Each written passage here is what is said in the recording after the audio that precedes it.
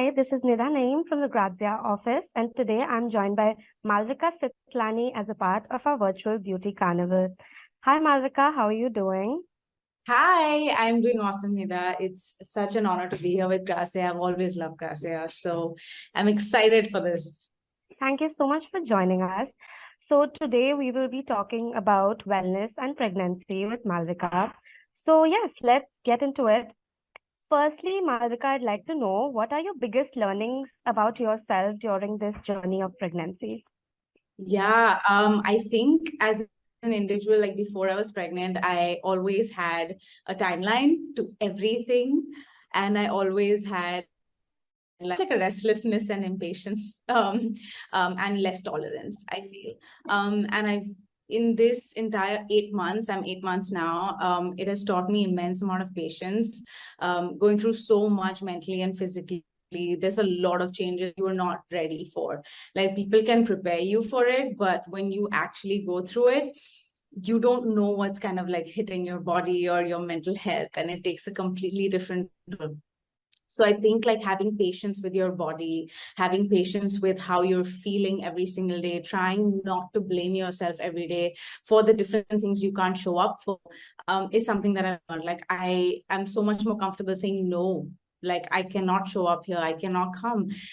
So many events have happened, and earlier I used to be like, let's do this. I don't want to miss this opportunity. But now it's like, it's okay to say no. It's okay to take it slow. So I feel like that will slowly be incorporated into my life even after pregnancy as well, because I have no other choice but to take it slow and be patient with yourself.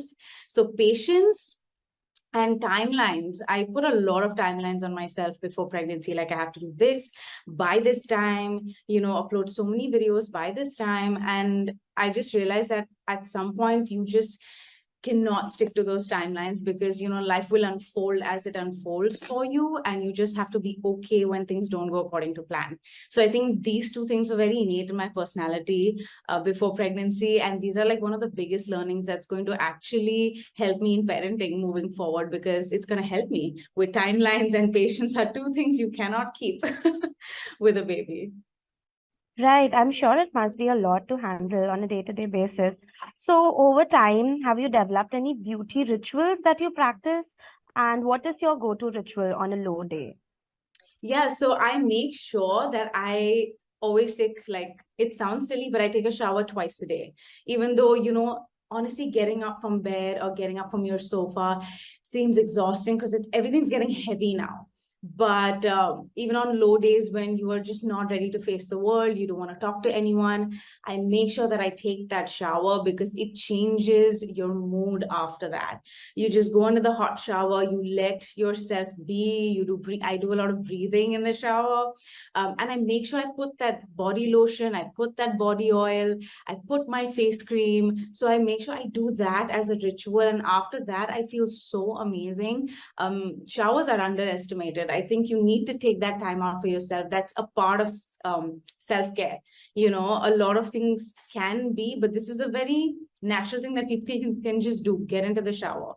So taking that time out to sort of just spend with yourself, complete your skincare routine, take care of your body, sort of eat better. Like even in this pregnancy, I think my nutrition has been sort of on the better side. I'm like very less, I don't eat anything and everything, and I don't eat for two. I make sure that I have that smoothie, I make sure that I have my almonds, and things like that, which I never did before pregnancy.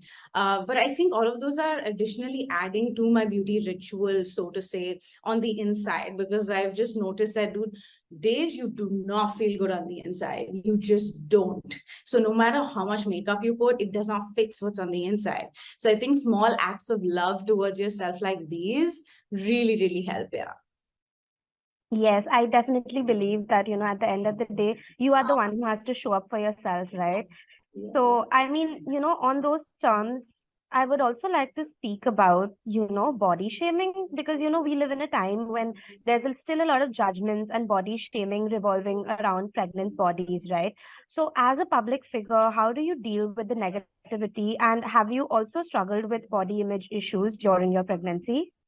Yeah, so not necessarily struggle with any negativity, but I think I'm very okay and comfortable with my body the way it is, and I show it up a lot. So I do shoots where I'm showing my belly. I take a picture and I'm showing my belly, and I'm really okay with that. I just feel like even before pregnancy, during pregnancy, I am really comfortable showing my body off because I want people to know that that's also okay. It's your belly, it's your baby, and the more confident you feel, and I think when you receive validation that, hey mama, you look so good, you're just like, you boost it with confidence, and you're like, hey, I am okay. Because can I just tell you, you do miss your body when you're pregnant. You miss your pre-pregnancy body, and whatever it is, you just, that belly aspect is so hard to come around.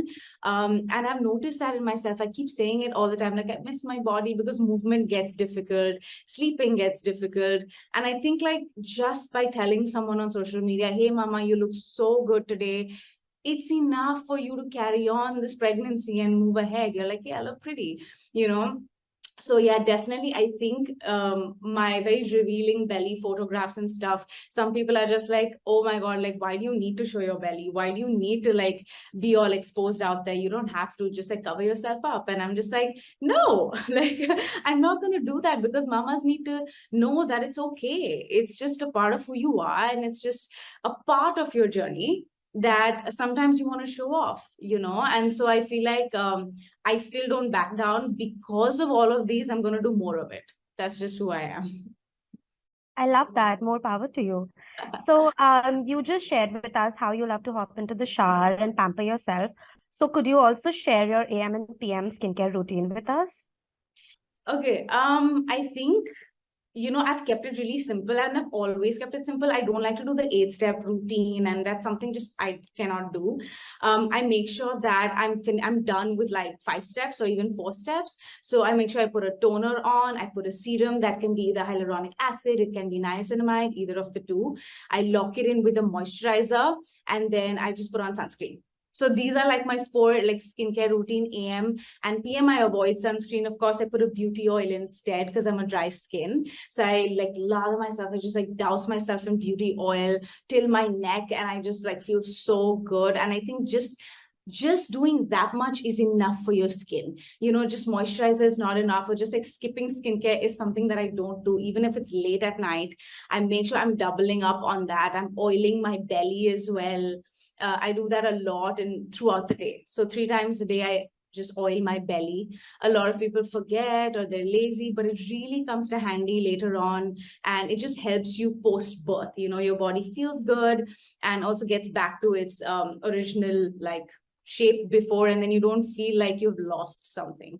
So I feel like a lot of people take pregnancy a little like, oh, I'm just gonna chill, I'm gonna just like hang out, I'm gonna eat for two. But I realized that, when I intentionally take care of what I eat, I intentionally do the body care and the skincare, I know it's gonna help me post birth.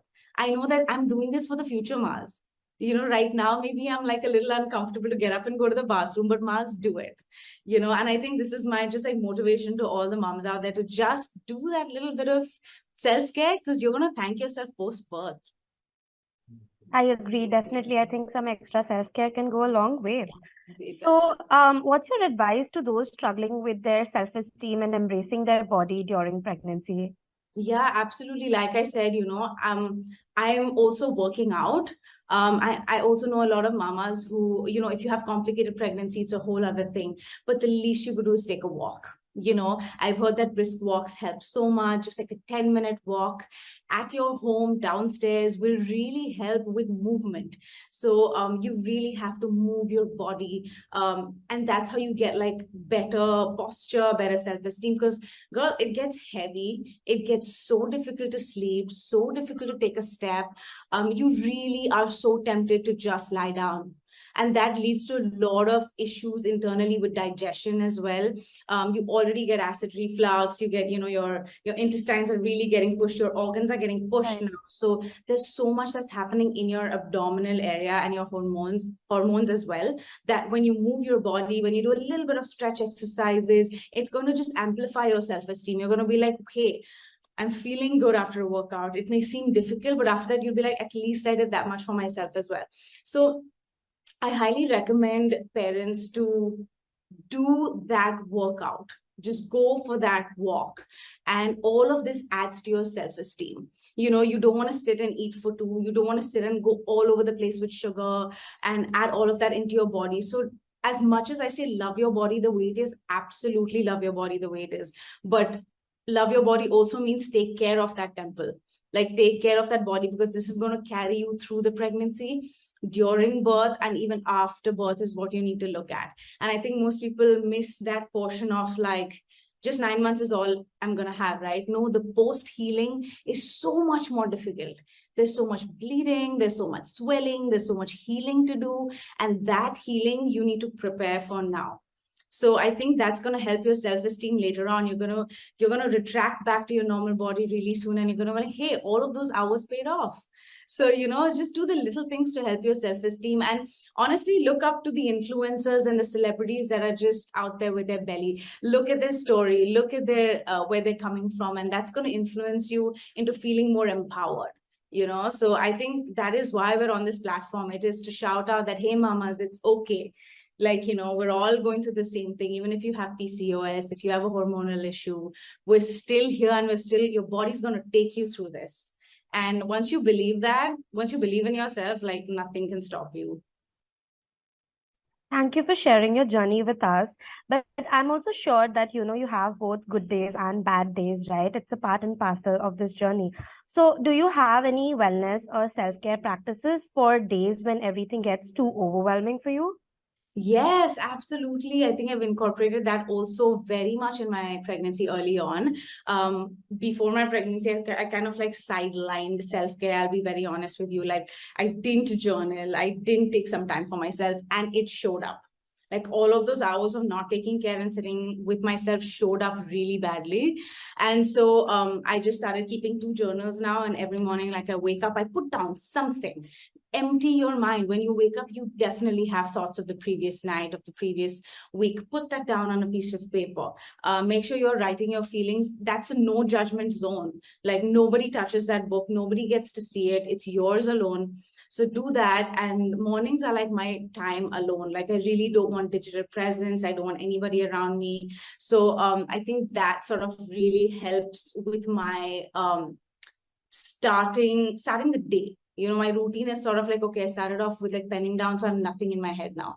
I've vomited all of it out. And then I do take therapy sessions as well. I think it's very important to take therapy if you are in that route, and if you're going through something heavy in life. It really helps relieve and gives you the tools to deal with your emotions. I think figuring out emotions and placing them better, you need the tools to do that. You can't just like put them aside.